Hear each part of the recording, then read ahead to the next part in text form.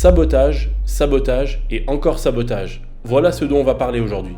Je vais vous raconter l'histoire de 3 employés qui ont décidé de se venger de leur entreprise suite à un conflit. Et spoiler, on parle pas de la simple dispute ou du règlement de compte. Dans certains cas, c'est aller vraiment très loin. On va monter crescendo, alors installez-vous bien et accrochez-vous parce que vous n'êtes pas prêts pour ce qui arrive. Histoire numéro 1.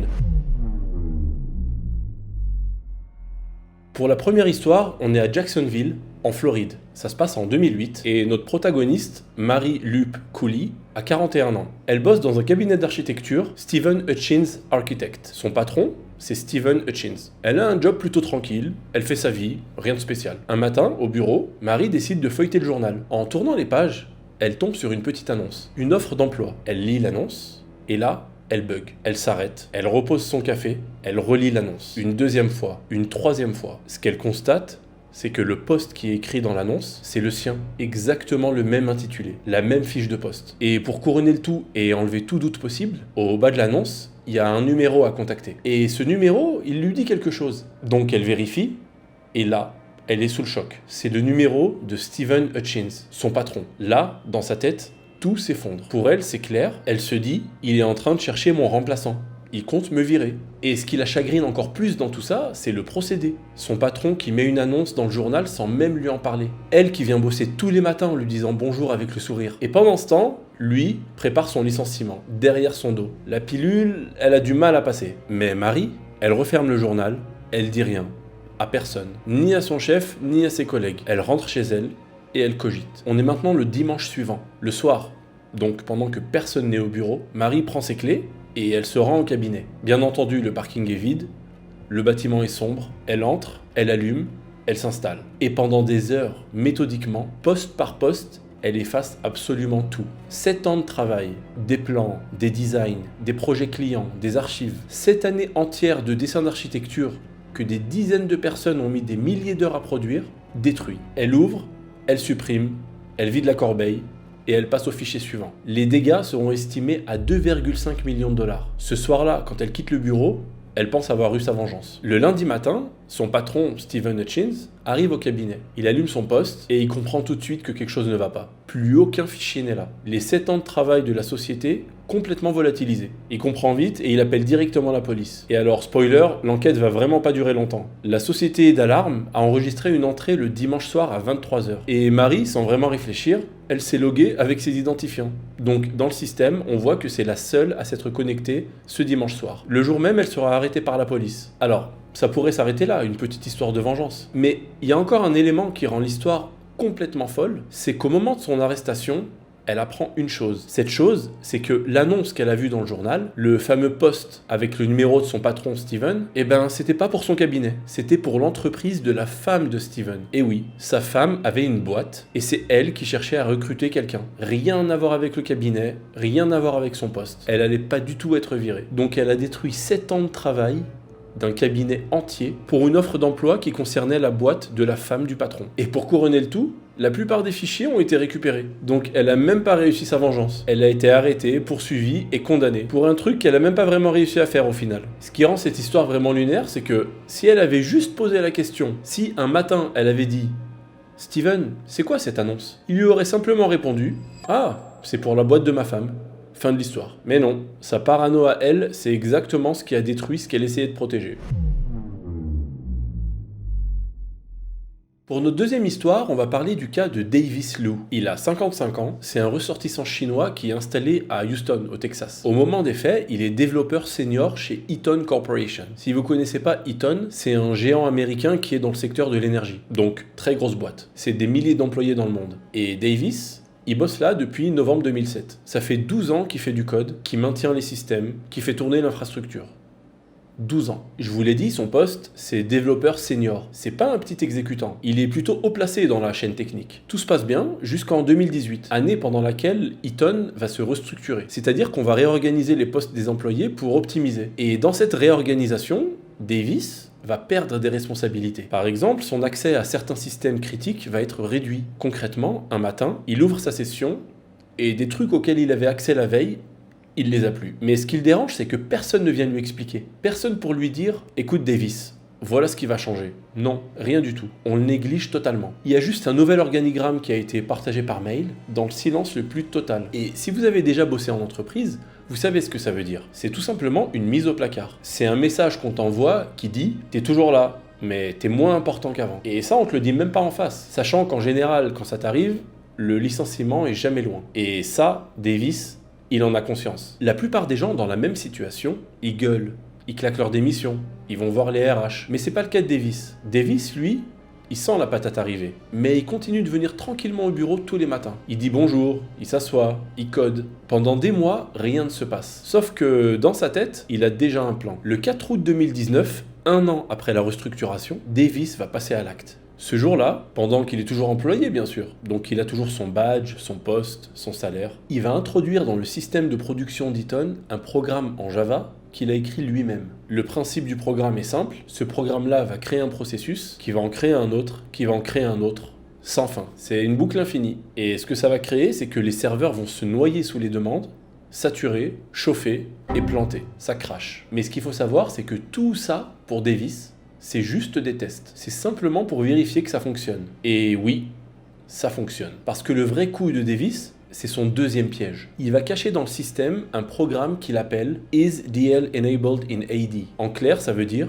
est-ce que Davis Lou est encore actif dans l'annuaire de l'entreprise? Oui, il a signé sa bombe avec ses propres initiales. Mais le plus terrifiant, c'est ce que fait ce programme. Le programme, il tourne en arrière-plan, invisible. Et toutes les quelques heures, automatiquement, il va vérifier une seule chose. Est-ce que le compte de Davis est encore actif? Tant que la réponse c'est oui, rien ne se passe. Personne ne saura que le code existe. Mais le jour où la réponse devient non, donc le jour où quelqu'un désactive son compte, le programme se déclenchera tout seul et supprimera les profils de tous les autres utilisateurs de la boîte. Tous, des milliers d'employés dans le monde entier, qui seront jetés hors du réseau de l'entreprise, incapables de se connecter et de travailler. D'un seul coup. Vous comprenez le truc? Le mec a construit une bombe dont le détonateur, c'est son propre licenciement. Tant qu'il est employé, la bombe dort, mais le jour où on le vire, elle explose. Et les autres programmes malveillants qu'il a développés, parce que oui, il y en a d'autres, il les baptisera Akai, qui veut dire destruction en japonais, et Hunshui, c'est un mot chinois qui veut dire sommeil. Donc ça, c'était le test. Le 9 septembre 2019, donc un mois après la première attaque, Davis se fait convoquer. Il s'en doutait, mais on lui annonce que c'est terminé.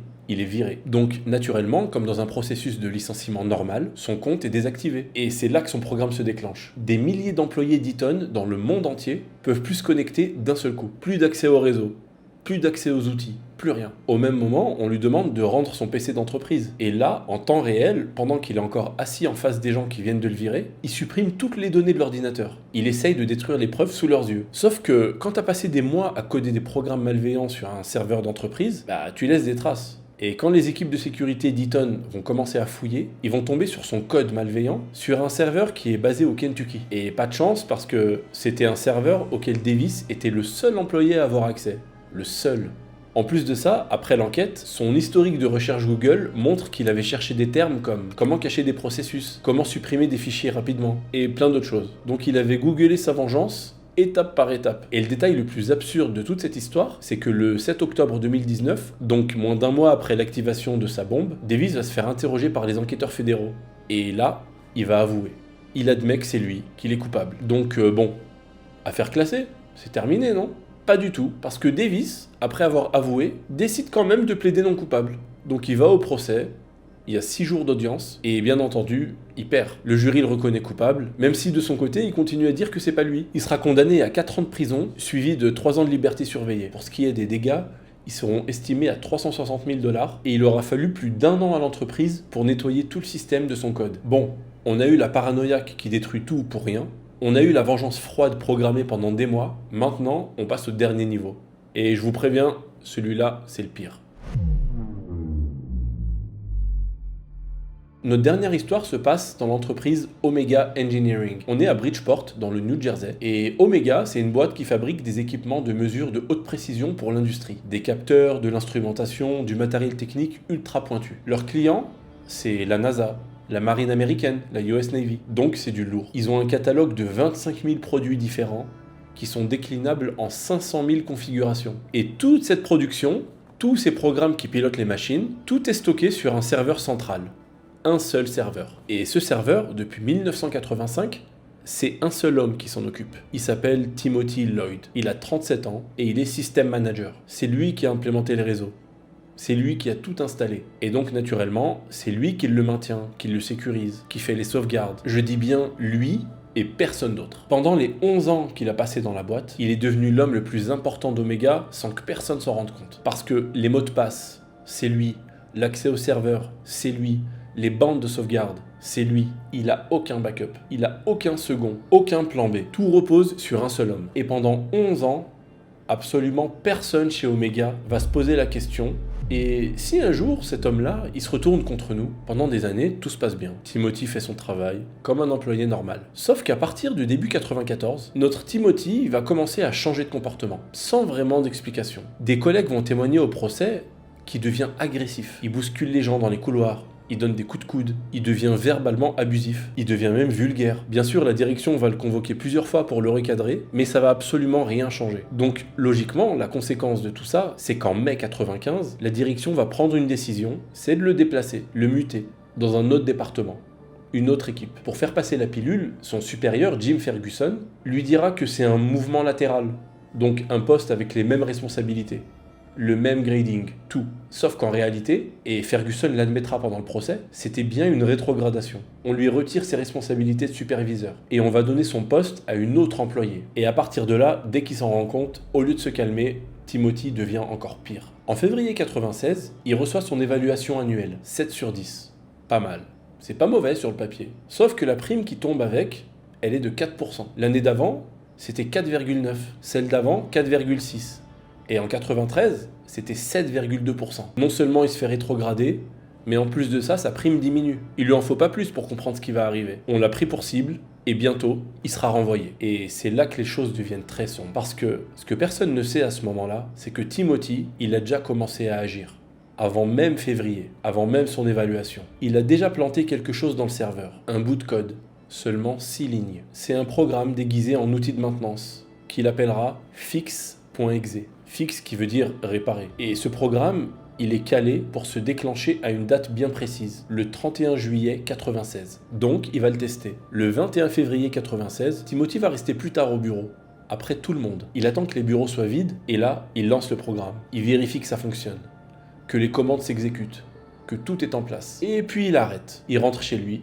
Personne ne remarque absolument rien. Le 21 avril, deuxième test. Même routine, il reste tard au bureau, il vérifie que tout le monde soit parti et il lance son programme.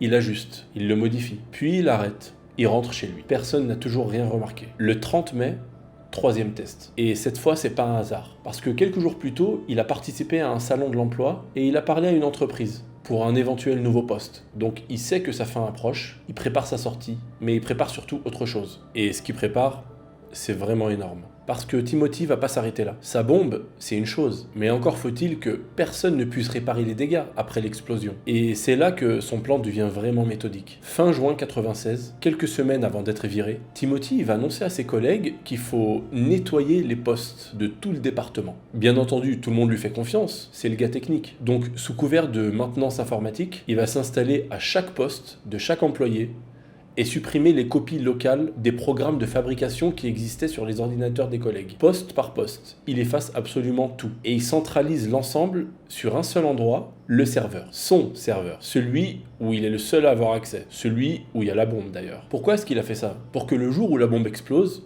il n'y ait aucune copie de secours nulle part. Ni sur les postes des collègues, ni ailleurs. Là, vous allez me dire, et les sauvegardes des serveurs? Parce que oui, il y a des bandes de sauvegarde que lui-même a fait d'ailleurs. Et il les a ramenées chez lui. Et justement, il les ramène chez lui, une par une, et pendant des semaines, il les formate. Donc les bandes, elles sont totalement vierges. Le mec a passé des mois à s'assurer méthodiquement que quand sa bombe exploserait, il n'y ait plus aucun filet de sécurité, aucun recours. Absolument rien. Le 10 juillet 96, Timothy va se faire convoquer. Et là, vous connaissez la chanson, on lui annonce que c'est terminé. Après 11 ans de bons et loyaux services, on l'escorte hors du bâtiment, il prend ses affaires, il sort, et la porte se referme derrière lui. Là, il rentre chez lui et il attend. Exactement 3 semaines passent. Le 31 juillet 96, à 7h du matin, le premier employé arrive à l'usine de Bridgeport. Il s'assoit à son poste, il allume son PC et il se connecte avec ses identifiants. Là, à l'écran, il voit un message qui apparaît. Un seul mot, fixing. Le système est en train de se réparer. Donc rien d'alarmant. il attend. Sauf que fixing, c'est pas une réparation. Fixing, c'est son programme, fix.exe.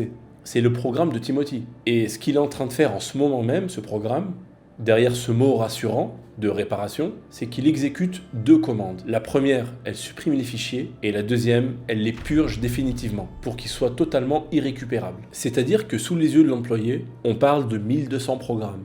Tous les logiciels de production, tous les templates, toutes les configs, tout ce qui permettait à Omega de fabriquer ses 25 000 produits. Pendant que ce fameux employé regarde le mot fixing sur son écran, tout est en train de disparaître. Mais ça, il ne le sait pas. Donc il attend, et quelques minutes plus tard, le système plante, plus rien ne répond. Là, d'autres employés arrivent dans les bureaux, pareil, même écran, même message, même résultat. Le responsable de l'usine, Jim Ferguson, qui était le manager de Timothy, comprend que quelque chose de grave est en train de se passer. Il va dans l'armoire, il cherche les bandes de sauvegarde, mais l'armoire est vide. Donc il appelle Timothy et lui demande où sont les bandes. Mais il lui répondra pas clairement. Plus tard, on retrouvera les bandes chez Timothy, reformatées, complètement vierges. L'entreprise va faire appel à des experts en récupération de données et elle va faire appel à une des meilleures boîtes du domaine, qui envoie ses spécialistes. Ils vont fouiller le système pendant des semaines. Et ce qu'ils vont trouver, c'est les traces des 3 tests. Février, avril, mai. Ils vont aussi trouver une copie du code sur un disque dur chez Timothy, à son domicile. Et ils trouveront aussi une note écrite de sa main, qui dit « Le job de tout le monde chez Omega est en danger ». Il avait écrit ça bien avant que sa bombe explose. Comprenez bien que l'entreprise est totalement paralysée, incapable de produire le moindre capteur, pas la moindre chose. Donc les dégâts sur l'activité sont énormes. Le bilan, c'est 2 millions de dollars en reprogrammation pour tous les logiciels qui ont été supprimés, 10 millions de dollars en ventes qui ont été perdues, en contrats annulés, en clients qui sont partis tout simplement. Donc 12 millions de dollars au total. 12 millions en 96. En monnaie d'aujourd'hui, c'est plus de 25 millions de dollars. En plus de ça, c'est 80 employés qui se feront licencier. Des gens qui avaient rien fait, qui avaient rien demandé. Simplement parce que l'usine ne peut plus produire. Elle est complètement paralysée. Et Jim Ferguson, le directeur de l'usine, témoignera au procès et il dira une phrase qui résume tout. On ne s'en remettra jamais. Bon, bien entendu, Timothy sera condamné. Il va écoper de 41 mois de prison fédérale et de 2 millions de dollars de restitution. C'était le tout premier procès pour sabotage informatique de l'histoire des États-Unis. Le truc le plus fou de cette histoire, c'est pas juste qu'un mec a pété un câble, c'est plutôt qu'une entreprise a confié toutes ses clés, son serveur, ses sauvegardes, ses mots de passe, sa survie à un seul homme, pendant 11 ans, sans jamais vérifier, sans jamais créer de deuxième accès, sans jamais se demander ce qui se passerait si cet homme y décidait un jour de tout effacer. Et le jour où il l'a fait, ça a causé des dégâts monstrueux et ça a paralysé toute l'entreprise. Voilà. 3 histoires. 3 personnes qui se sentaient trahies et qui ont choisi la vengeance. Et dans les 3 cas, ça s'est retourné contre eux. Selon moi, s'il y a une chose à retenir de tout ça, c'est que la vie, c'est pas Mister Robot. On n'est pas dans une série. Tu débarques au bureau, tu plantes ton code et puis tu disparais. Ça, c'est Netflix. Dans la vraie vie, il y a des logs, il y a des enquêtes, il y a un procès et il y a surtout de la prison au bout. Et ça, ils l'ont appris à leurs dépens. Maintenant, ces histoires, elles disent aussi quelque chose sur les entreprises. Voilà ce qui se passe quand on traite les gens comme des pions, sans vraiment les considérer. Même si la réponse, c'est jamais le sabotage. Enfin bref. Si ce format vous a plu les amis, dites-le moi en commentaire. Si vous en voulez d'autres, faites-le moi savoir. Bien entendu, likez, partagez et abonnez-vous si c'est pas déjà fait. Quant à moi, je vous dis à bientôt, on se retrouve très vite. Prenez soin de vous. Ciao!